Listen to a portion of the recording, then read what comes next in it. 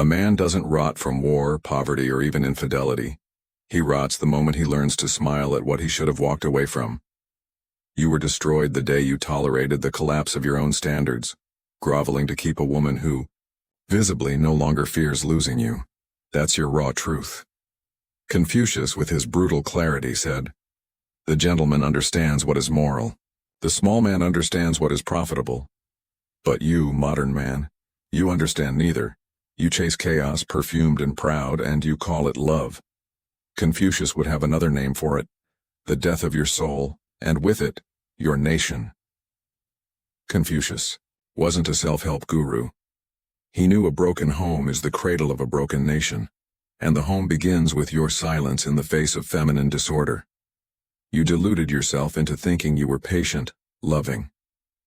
The truth is, you were cowardly.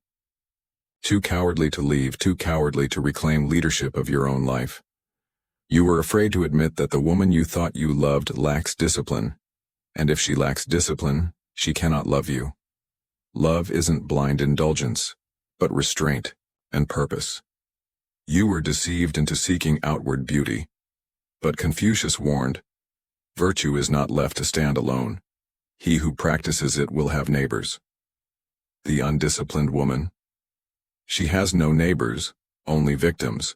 And you, my dear, are one of them. She demands but never contributes, accuses without self-reflection.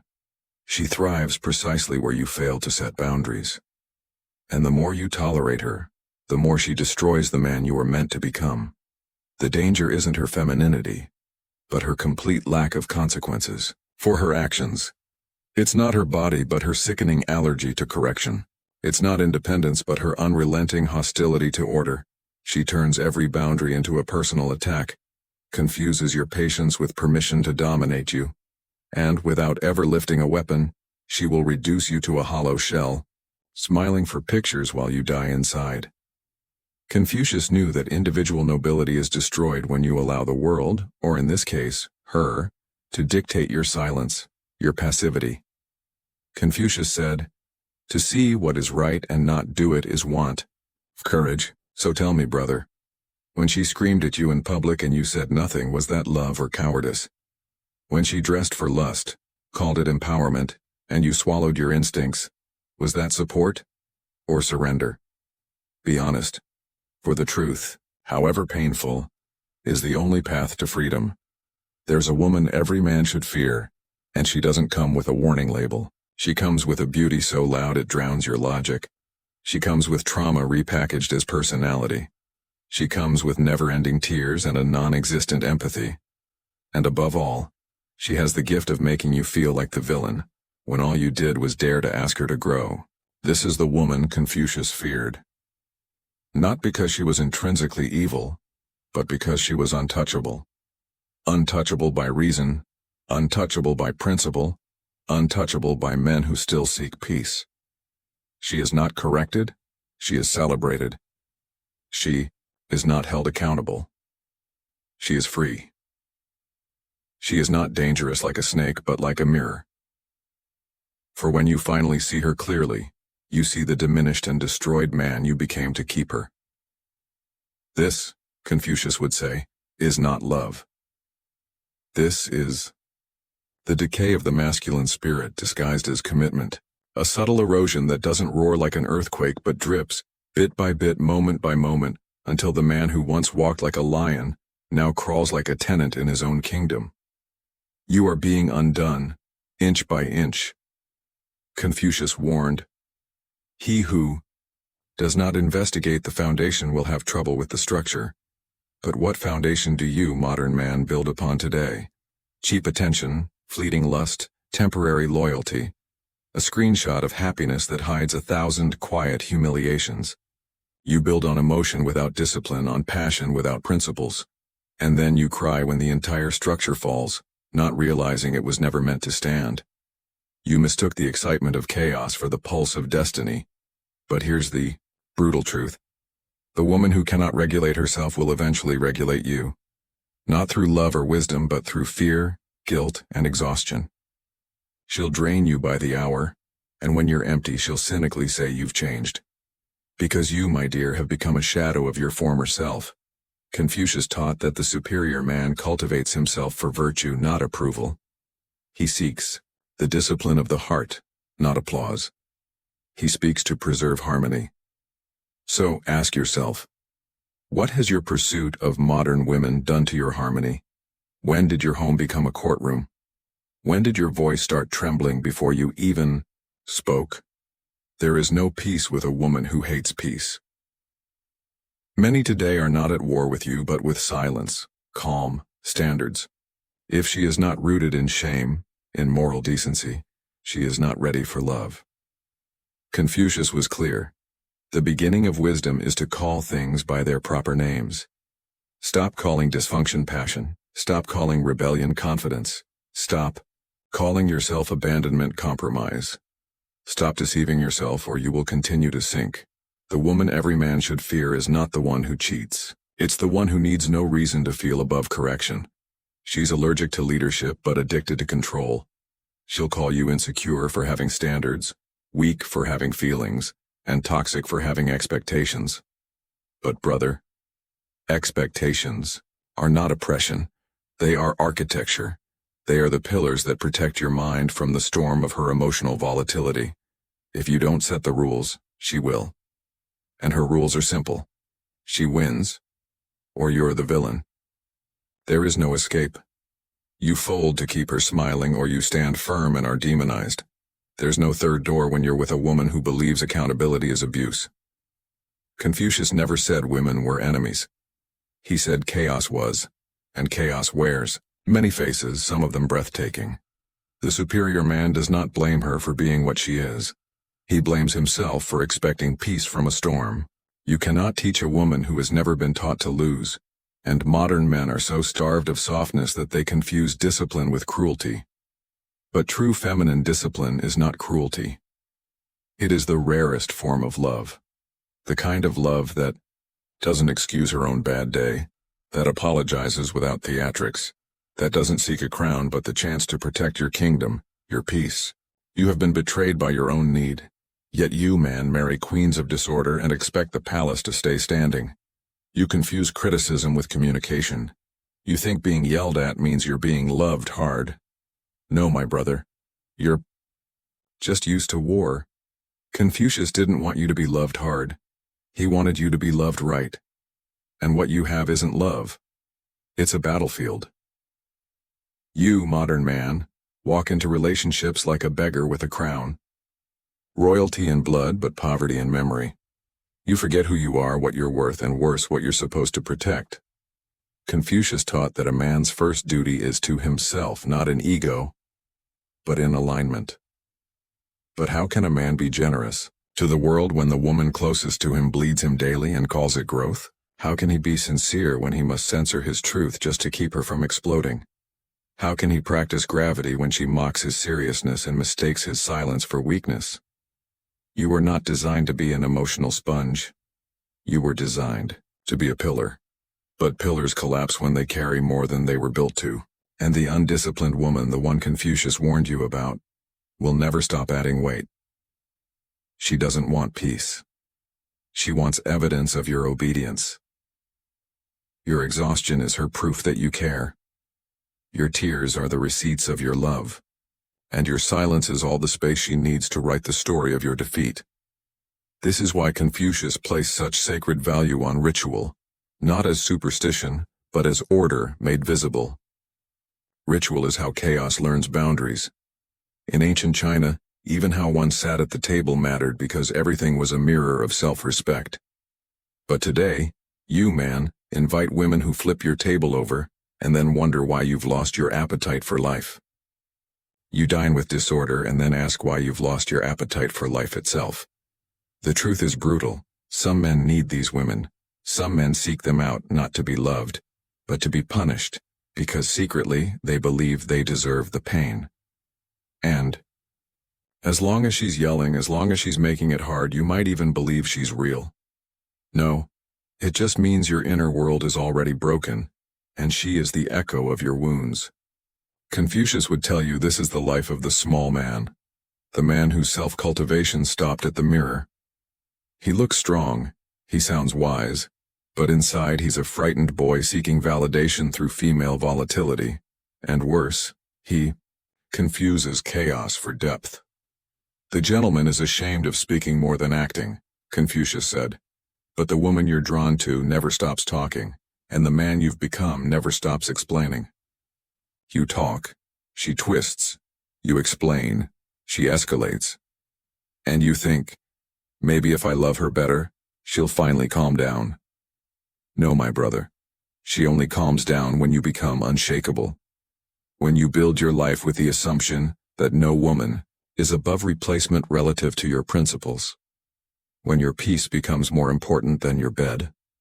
When your mission becomes more powerful than your guilt. That's when she calms down. The woman every man should fear isn't the one who leaves. It's the one who stays and makes sure you slowly disappear. She erases you with kisses, distracts you with need, rewires your sense of fairness by weaponizing her emotions. And by the time you see it clearly, you've already started apologizing for asking her to be decent. Confucius would not ask you to scream. He would ask you to withdraw, to elevate, to hold the line, not with volume, but with the overwhelming force of absence. There is no greater discipline than removing yourself from a table where dignity is no longer served. Not in anger, not in desperation, but in quiet, irreversible resolve. That is the beginning of virtue. And virtue, my brother, is the last thing these women fear, because they know it cannot be manipulated. There comes a moment in every man's life when he must choose peace or performance. And most choose performance, not because it's right, but because peace requires solitude, and solitude terrifies men who were never taught to be whole alone. Confucius said, "The superior man is modest in his speech, but exceeds in his actions." Yet look around. You, modern man, perform your masculinity like a desperate theater act, not for your brothers but for women who don't even respect the show. You wear designer cologne to be smelled, lift weights to be watched, build wealth to be chosen, and you remain hollow. Because nothing you build matters when it's given to a woman who does not recognize structure as sacred, who despises the very foundation you try to erect. The woman every man should fear isn't loud. She is subtle. She doesn't destroy you in a day. She infects your code. She questions your standards until they become negotiable. She turns your no into maybe, your maybe into apology, and your apology into a ritual of submission. And you will call it love until one day you wake up a stranger to your own principles. This is why Confucius placed such heavy emphasis on rectification of names. The idea that when words lose their meaning, societies collapse. When love becomes manipulation, when strong becomes uncorrectable, when independent becomes hostile, you don't just lose language, you lose reality. The undisciplined woman is a master of language abuse. She says support when she means enable me. She says communicate when she means submit to my narrative. She says respect me while blatantly disrespecting you, and if you dare point it out, she'll call you controlling. But Confucius would not be confused. He would not apologize for clarity. He would say, the words must be made right again. Love is not drama. Strength is not rebellion. And femininity without discipline is destructive, not divine. What does she fear? Not your rage, not your silence, not your withdrawal. She fears the moment you remember who you are and act like it. She fears the man who no longer needs her moods to validate his worth. She fears the man who does not argue because he is already walking away. She fears the man whose presence is not up for negotiation. You were born for greatness, not comfort. Stop selling yourself so cheap. Confucius never told you to dominate women. He told you to master yourself. He said, the expectations of life depend upon diligence. The mechanic that would perfect his work must first sharpen his tools. But you, man, sharpen nothing. You wait, you shrink, you hope. You call it patience, but it's paralysis. And then you wonder why she doesn't trust your leadership. She doesn't trust you because you don't even lead yourself. The woman every man should fear is not just undisciplined. She is unimpressed by your goodness. She interprets your compassion as weakness, your honesty as vulnerability, your effort as submission. and she will not stop until you agree with her unspoken belief that you were built to serve her emotions. You are her doormat. Confucius would say, "No, the man is the foundation, and the foundation does not yield, not out of arrogance, but for responsibility. Because if the structure bends, the whole house dies. And a man who lets chaos define the mood of his home will soon find himself praying for peace in a temple he once ruled." Stop praying for her to change. Start remembering who you were before you forgot yourself to keep her interested. Start becoming a man whose energy demands discipline, not through words but through presence. The woman who fears discipline is the woman who was never asked to grow, and if you allow her to stay the same, you are not loving her. You are enabling her stagnation and calling it romance. You are lying to yourself. A man doesn't drown in the ocean. He drowns when he forgets how to swim. And you, modern man, are sinking in relationships.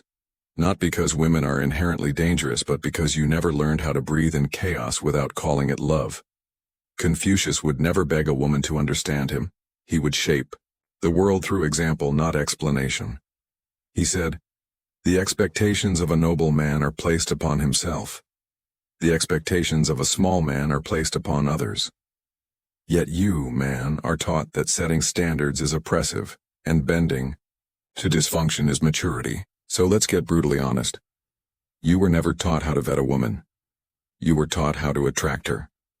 You were taught how to text her, compliment her, please her, seduce her. But you were never taught how to test her spirit, to watch how she reacts when denied, to observe how she handles boredom, to measure her discipline when no one is watching. And so you chose women who performed well, but lacked formation, lacked real character. Formation is not charm. It's not charisma. It's not even beauty. It's the invisible infrastructure of a soul that understands order, that respects the invisible boundaries of time, tone, timing, tension. But the woman every man should fear has no formation. She is beautiful, yes, but she is formless. She adapts to what you want until it bores her. Then she reforms herself into a new performance for the next fool. And what makes her dangerous isn't just what she does to you. It's what she turns you into. You become reactive. You become apologetic for your masculinity. You delay your mission. You moderate your truth. You trade your purpose for her comfort until you are no longer building. You are managing. You manage her moods. You manage her complaints. You manage your words like a hostage negotiator, praying your next sentence doesn't trigger another meltdown. And slowly your confidence also becomes a performance. You are a puppet. Confucius warned that when order is lost, chaos will not scream. It will seduce. It will come with giggles and gifts. It will come with tears and tenderness. But the test was never how she treats you when you please her. The test is how she respects you when you deny her. If she cannot lose an argument without punishing you. If she cannot accept correction without attacking your tone. If she cannot sit in stillness without needing attention, she is not ready for you. And never will be. Because a woman who fears discipline will always wage war on your peace. And that is the war you, modern man, are losing. Not against women, but against your own fear of being alone with your standards. Confucius believed that before you shape the world, you must shape the self. Before you ask for peace, you must become it. And before you let a woman into your life, she must first be able to live under the weight of your values without collapsing. But if your values are flexible, if your boundaries are negotiable, if your peace is for sale, then you will attract, not a partner but a performer. And the moment you stop applauding, she will leave. Not because you failed her, but because you finally woke up. Waking up is not a moment, it's a decision. A revolt. A declaration. I will no longer fund disorder with my time. I will no longer confuse access with intimacy. I will no longer confuse emotional noise with depth. The woman every man should fear is not a woman at all. She is a test, a living mirror of your self-respect. And if you fail to walk away from her, you are not failing her. You are failing your own destiny. There is a moment in every man's life when the fog clears. Not because the chaos ends, but because he finally stops lying to himself. He stops pretending. She'll change. He stops pretending his sacrifice will be enough. He stops pretending that his exhaustion is a sign of love and not a slow spiritual suicide. Confucius said, "The strength of a nation derives from the integrity of the home." But how can there be integrity when you, man, are drowning in silence? When you betray the instincts that were placed in you by nature, sharpened by history and abandoned by culture.